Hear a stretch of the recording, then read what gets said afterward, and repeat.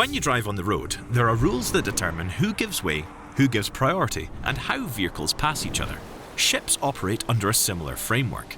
Those rules are called the COLREGs, short for the Convention on International Regulations for Preventing Collisions at Sea.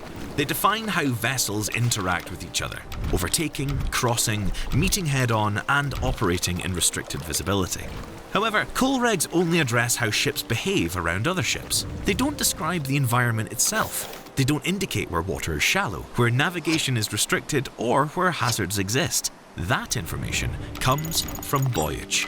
Do you remember the Exxon Valdez? Well, on March 24th, 1989, lookout Maureen Jones reported Blythe Reef Buoy number 6 light off the starboard bow of the Exxon Valdez. It should have been to port. That buoy's position told third mate Gregory Cousins everything he needed to know. The ship was headed towards the reef. He ordered the rudder hard to starboard following the captain's instructions. The turn came too late. The ship struck Blythe Reef and spilled 10.8 million gallons of crude oil. The buoy was working. What failed was acting on what the buoy's position was saying while there was still time. As recently as the 1970s, there were more than 30 Buoyage Systems in use around the world. This caused confusion and accidents, and it was after 2 fatal incidents in the Dover Straits in 1971 that the International Association of Marine Aids to Navigation and Lighthouse Authorities, IALA, was established. So today we have Region A, red to port, green to starboard, covering Europe, Asia and Africa. And Region B, used mainly in the Americas, Japan, and a few other areas. Anyway, the most common buoys you'll encounter are lateral marks, red and green buoys in channels, rivers, and harbour approaches. In daylight, they're identified by colour and shape. Red lateral marks are can-shaped with flat tops. Green lateral marks are conical, coming to a point. But colour alone doesn't tell you anything until you know the direction of buoyage. The buoys stay the same, but your interpretation changes. The direction of buoyage is always from seaward towards the port, and it's marked on charts. When you're entering, red marks stay to port and green to starboard in Region A. When you leave, the same buoys still mark the same channel edges, but now they're on opposite sides relative to your heading. This is why navigators check the chart for direction of buoyage first. Colour comes second. Cardinal marks are different. Black and yellow buoys with 2 triangular top marks. The direction the triangles point tells you where safe water lies. Both triangles pointing up, safe water to the north. Both pointing down, safe water to the south.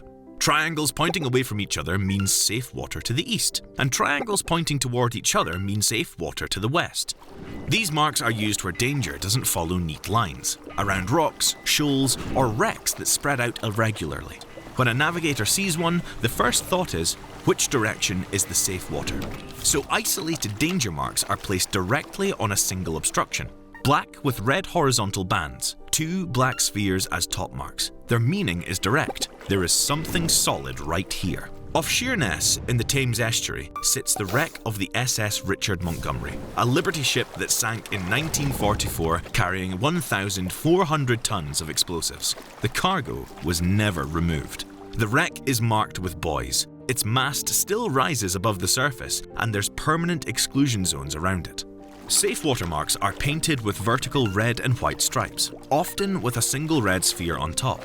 They confirm navigable water.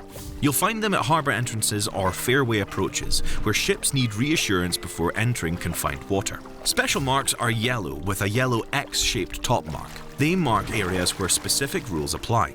Anchorages, pipelines, cables, restricted zones, traffic schemes. The danger is ignoring what the area is meant for. For every buoy described so far, during the day, shape and colour do most of the work. At night, those disappear, so each buoy type has a specific light rhythm. Cardinal marks use quick white flashes arranged like a clock face. 3 flashes for east, 9 for west. The numbers aren't random. They match the compass points, so direction can still be identified even when nothing else is visible. Isolated danger marks flash white twice. Lateral marks show red or green lights. Still, no buoy is accepted at face value. To judge whether things make sense, navigators need a reference for what should be happening. A chart shows what the water is supposed to be. Surveyed depths, known hazards, channel limits, buoy positions. On a modern bridge, the picture lives on in ECDIS, the Electronic Chart Display and Information System. Now, here's a quick run through of how buoyage looks in practice. Starting here, this is a safe water buoy. Red and white vertical stripes with a red sphere on top. It tells you navigable water exists all around. These red buoys here are port hand marks. Red body, can-shaped top mark. When you're entering, they stay to port. Opposite them are the starboard hand marks. Green body, conical top mark, these define the other edge of the channel. This area here is restricted, so it's marked with special marks. Yellow buoys with an X-shaped top mark. They're about rules rather than depths. This island is marked with a north cardinal buoy. Black and yellow triangles pointing up, meaning safe water is to the north of it. This headland here is marked with a south cardinal. Triangles pointing down. Safe water is to the south. Here we've got a wreck, newly sunk, so it's marked with an emergency wreck buoy. Blue and yellow vertical stripes with a yellow cross on top. It tells you the situation isn't fully settled yet. This small pinnacle rock is marked with an isolated danger mark. Black and red bands with 2 black balls on top. There's something solid directly underneath it. And you can see the vessel is passing through, staying inside the space the buoys define. Not aiming for them, just using them to judge where the limits are. So, that's buoyage. Colours, shapes, lights, all designed to tell you where you are and what to avoid. Learn it once and it works anywhere. The marks stay consistent and the logic doesn't change. The rest is up to the navigator. Hopefully you've enjoyed this video. If you want more content like this, be sure to subscribe. Until next time, thank you for watching.